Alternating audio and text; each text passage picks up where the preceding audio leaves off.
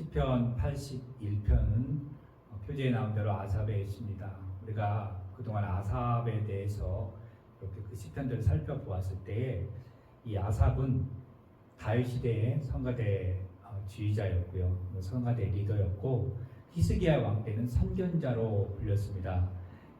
열왕기 하 29장 30절에 보니까 히스기야 왕이 귀인들과 더불어 네 사람을 명령하여 다윗과 선견자 아삽의 시로 여호와를 찬송하게 하며 그들이 즐거움으로 찬송하고 몸을 굽혀 예배하니라.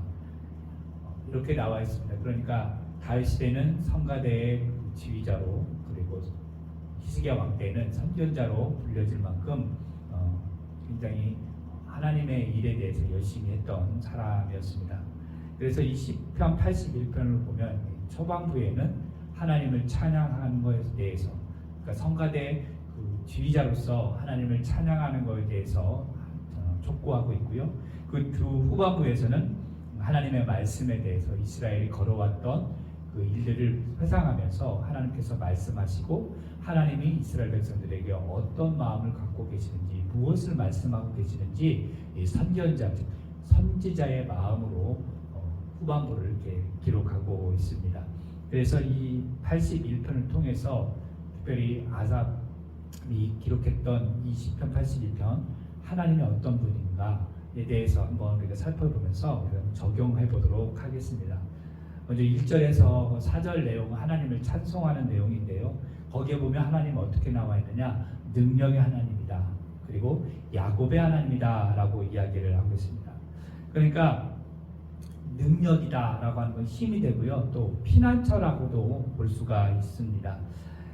그리고 야곱의 하나님이다 라고 하는 것은 무엇입니까? 이스라엘을 애굽으로부터 인도했을 때 그 이스라엘 백성, 즉 야곱의 이름이 원래 이스라엘이었고 이 이스라엘 12지파의 직접적인 첫 출발점이 그 야곱이었기 때문에 또 야곱의 하나님, 그러니까 성경에 있다 보면 아브라함의 하나님, 이삭의 하나님 이렇게 나오고 또 야곱의 하나님이라고 나오는데 오늘 81편에서는 꼭 집어서 야곱의 하나님 이렇게 이야기하면서 그 뒷부분에 바로 출애굽한 사건을 이야기를 하고 있다는 거예요. 그러니까 그 하나님, 그러니까 능력의 하나님, 이스라엘을 인도하셨던 그 능력의 하나님, 그리고 이스라엘을 구원하셨던 그 야곱의 하나님에 대해서 우리가 찬양을 해야 된다. 그러니까 찬양을 할 때에 하나님을 제대로 정확히 알고 찬양하는 것이 은혜가 된다라는 거죠.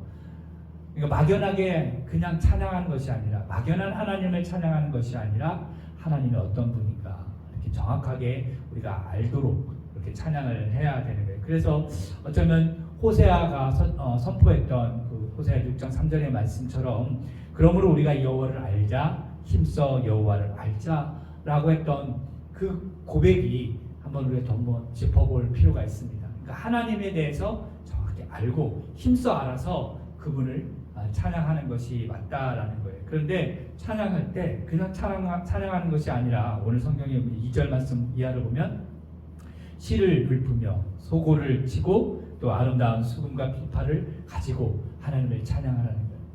그러니까 모든 악기를 통해서 모든 노래로 하나님을 찬양하는데 언제 찬양하라고 그랬냐면 여기 성경 보면 초하루, 보름, 그리고 명절에 나팔을 불러라. 그러니까 초하루, 보름, 그리고 명절에, 그러니까 이거를 딱 그날만, 특별한 날만 찬양할 것이 아니라 사실은 이 의미는 매일 하나님을 찬송하라라는 거예요.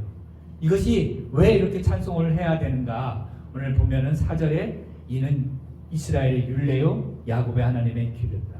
즉 하나님을 찬양하고 또 시를 읽고 비파와 수금, 이 모든 소고를 치는 것들을 인간의 생각이 아니라 하나님께서 제안하신 거고 하나님이 정하셨기 때문에, 하나님이 명령하셨기 때문에 우리가 당연히 찬양해야 되는 거예요.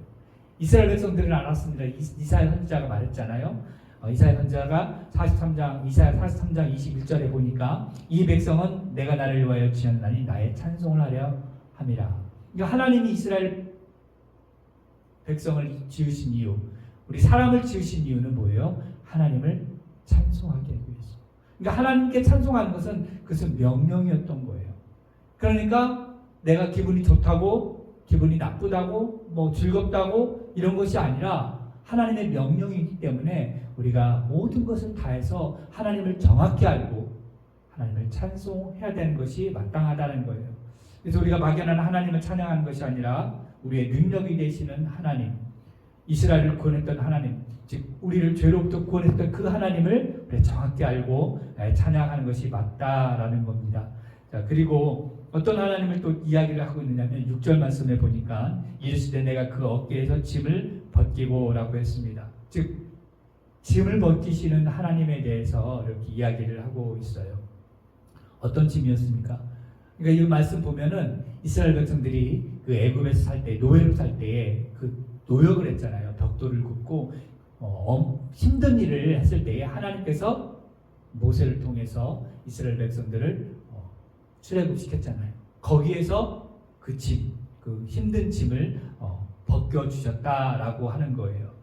그래서 시편 55편 22절의 말씀에도 보면 이렇게 되어 있습니다. 내 짐을 여호와께 맡기라. 그가 너를 붙드시고 의인의 유동함을 영원히 허락하지 아니하시려다. 그러니까 하나님의 백성 고통 가운데 있고 짐을 지고 있을 때에 하나님께서 그 백성의 그 힘들어함과 그 짐을 아시고 그것을 벗겨주시고 우리는 그 짐을 하나님께 맡기는 그런 모습이 우리 가운데 있어야 된다는 거예요. 그때 하나님이 우리에게 평안하게 하신다는 거예요. 그렇게 보면 우리가 갖고 있는 짐은 무엇이냐? 인간관계의 짐이 되겠습니다. 또 어떤 물질의 짐, 그리고 질병의 짐, 또 가족 간의 관계에 있어서 문제의 그런 짐들이 있는데 이것들을 내가 막 하려고 노력하고 또 애쓰고 하면 어느 정도 해결될 수는 있지만 완벽하지 않잖아요. 그러나 하나님께 맡기면 하나님께 내려놓으면 하나님께서 우리의 짐을 벗겨주신다라는 거예요. 해결해 주신다라는 거예요. 그런데 우리가 해결할 수 없는 어떤 노력도 해도 할 수 없는 그 짐이 있는데 그게 뭐냐? 죄의 짐입니다. 그 죄의 짐은 내가 노력한다고 해서 내가 후회한다고 해서 되는 것이 아니라 예수 그리스도의 십자가 앞에 내려놓아야 돼요. 근데 그것도 하나님께서 우리에게 은혜를 주셔야 되는 거예요. 그러니까 예수님께서 말씀하셨잖아요. 마태복음 11장 28절에 수고하고 무거운 짐진 자들아 다 내게로 오라 내가 너를 쉬게 하리라. 일단 우리가 예수님 앞에 나가야 돼요. 세상으로 나가는 것이 아니라 나의 모든 수고한 짐, 특별히 나의 그 죄의 짐을 예수님 앞에 갖고 나가면 나는 할 수 없지만 예수님께서 그 짐을 벗겨주시고 맡아주신다라는 거죠. 그래서 우리에게 쉼을 주신다라는 겁니다. 그래서 우리가 하나님을 기억할 때 우리의 모든 그 짐을 벗겨주시는 분, 우리를 자유케 하시는 분, 우리를 쉬게 하시는 분이라는 것을 오늘 시편을 통해서 말씀해 주고 있습니다. 뿐만 아니라 오늘 아삽의 81편의 시에서는 어떤 하나님을 말씀하고 있느냐? 채우시는 하나님이라는 거예요. 우리의 삶의 모든 것을 채워주시는 하나님. 10절 말씀 보겠습니다. 나는 너를 애굽 땅에서 인도하여 낸 여호와 내 하나님이니 내 입을 크게 열라 내가 채우리라 하였으나.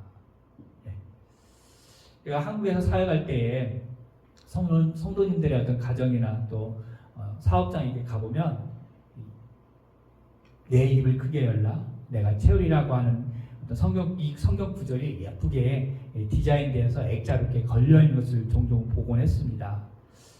성도들이 참 좋아하는 성경 구절이고 좀 귀한 말씀이라고 생각을 합니다. 이 말씀 읽으면서 여러분 무엇이 생각나요?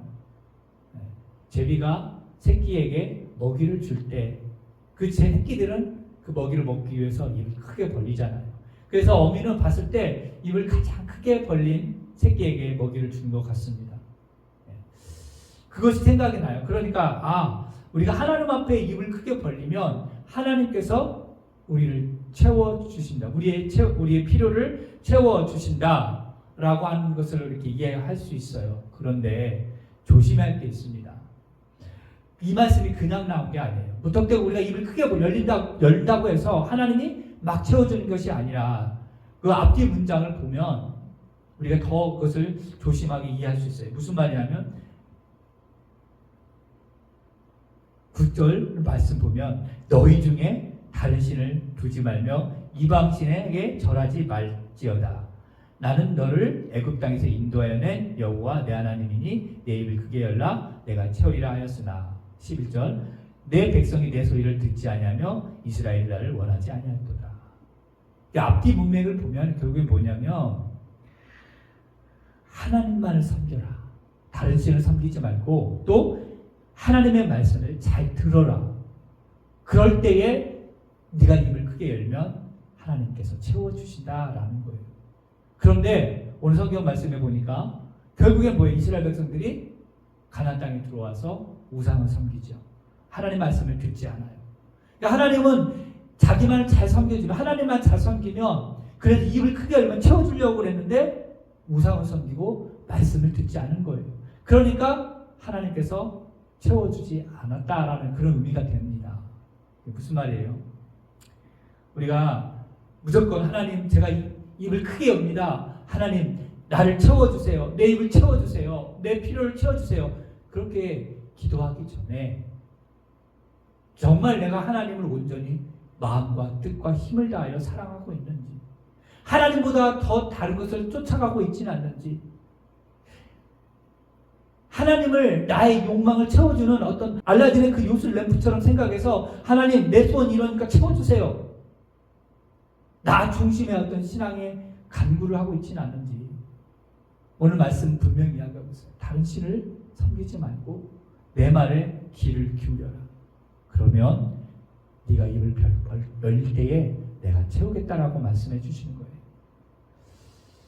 그러니까 우리가 너무나 이 말씀만 하나님께서 입을 크게 열면 채워주신다고 했어 라고만 할 것이 아니라 먼저 하나님만 온전히 섬기는 모습이 있진 않은지 말씀은 내가 잘 듣고 있는지 이것을 점검해보고 우리가 그렇게 기도를 해야 된다라는 거예요. 그런 믿음이 있을 때에 하나님 내가 오직 하나님만 사랑합니다. 하나님 말씀에 순종합니다. 내가 결단합니다.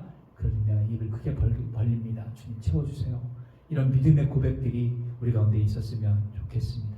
결국에는 그렇게 하는 과정 속에 어떤 일이 있느냐 하나님이 승리를 주시고 만족해 하신다는 거예요. 14절을 보니까 그리하면 내가 속히 그들의 원수를 누르고 내 손을 돌려 그들의 대적을 치리니 승리를 주신다라는 겁니다. 우리가 이 땅에 살아가면서 승리할 수 있는 경험은 뭐냐? 결국 하나님을 찬양하고 하나님이 어떤 분인가 정확히 알고 하나님이 나의 짐을 맡아주시는 분이고 내가 하나님만을 섬기고 우상 섬기지 않고 말씀 잘 집중해서 듣고 내가 입을 크게 열 때 하나님 채워주시면 승리의 그 경험을 하게 해주신다. 그 승리의 경험을 하게 해주시는데 어떻게 또 경험케 해주시느냐? 16절 마지막 절에 내가 기름진 밀을 그들에게 먹이며 반석에서 나오는 물로 너를 만족해 하리라 하셨도다. 하나님께서 우리를 만족해 주신다라는 거예요. 말씀을 정리해 보겠습니다. 하나님은 어떤 하나님이십니까? 능력의 하나님이십니다. 선택한 이스라엘 백성을 구원하신 하나님. 그러니까 우리에게도 능력이 되시고 우리를 죄로부터 이끌어내신 그 하나님. 그 하나님 우리가 모든 것을 다하여 찬양합니다.